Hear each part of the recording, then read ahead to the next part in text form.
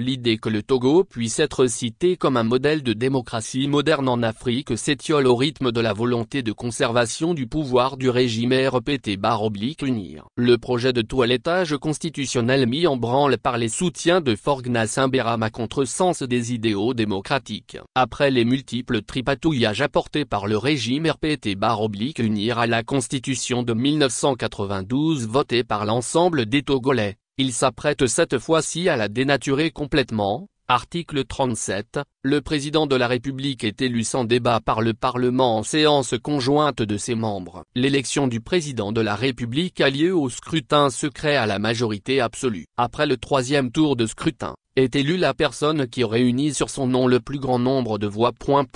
Article 39, le président de la République est élu pour 7 ans. Il n'est rééligible qu'une fois. C'est en substance la nouvelle idée sortie du laboratoire des partisans de la conservation du pouvoir au Togo. Derrière ce subterfuge, l'unique objectif étant de maintenir Forgas Imberama au pouvoir. Qu'on s'en souvienne, c'est le même régime RPT-UNIR qui a inauguré l'ère des multiples mandats par les révisions constitutionnelles en fin de mandat du président en exercice. La pratique s'est répandue en Afrique comme une traînée de poudre et elle réussit là où il n'y a pas d'institution forte et républicaine. Et lorsque le mandat des chefs d'État africains arrive à expiration, les populations retiennent leur souffle en espérant que ceux-ci résistent au virus de changement des constitutions afin de se maintenir au pouvoir.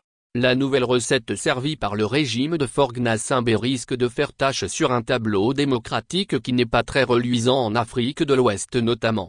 Ces tours de passe-passe dont sont friands les régimes antidémocratiques pourraient à l'avenir se multiplier si la communauté internationale garde son silence face à ces énième coup de force constitutionnel.